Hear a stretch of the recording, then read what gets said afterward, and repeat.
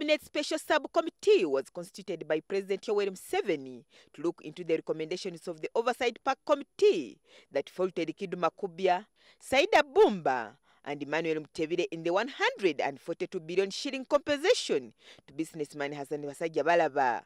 The committee chaired by Defense Minister Crispus Kionga sanctioned the two ministers' exit from cabinet and continued to scrutinize whether Mutebile was also at fault for writing comfort letters to commercial banks. The committee is now ready with a report on Mutebile, which is now being discussed by the NRM caucus sitting at Parliamentary Hall.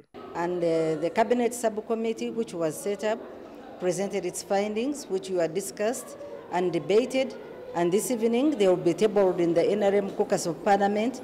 And tomorrow, government will give its position on the floor of Parliament. Cabinet sources say ministers have already exonerated Mutebile and wants to reach a consensus with the NRM MPs so that they can have a common position on the floor of Parliament tomorrow.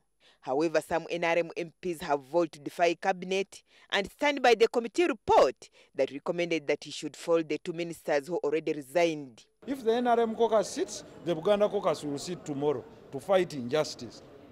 Makubuya, Bumba have gone.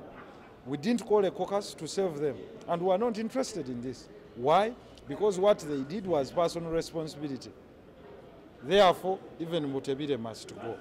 When it comes to Kiduma Kubya and Saida Bumba, it took the president 4 hours to sort of let them go. Now when it comes to Mutebile, it is taking them 2 weeks for them to decide whether he should go or not.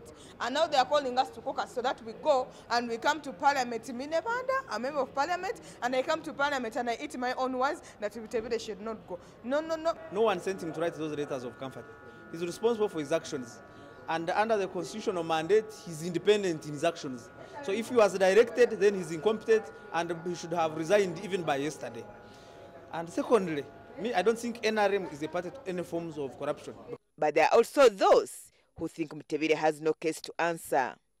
But he actually implemented directives from the Minister of Finance, and the minister gave him an assurance that this money he guaranteed to Harbour Group would be put in the subsequent budgets. So I see no issue he committed.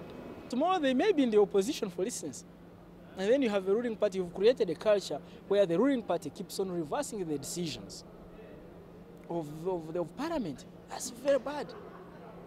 Parliament will discuss the report tomorrow, and it remains to be seen whether the NRM numerical numbers will overturn the committee recommendations on Mutebile. Agnes Nandutu, NTV, Parliament.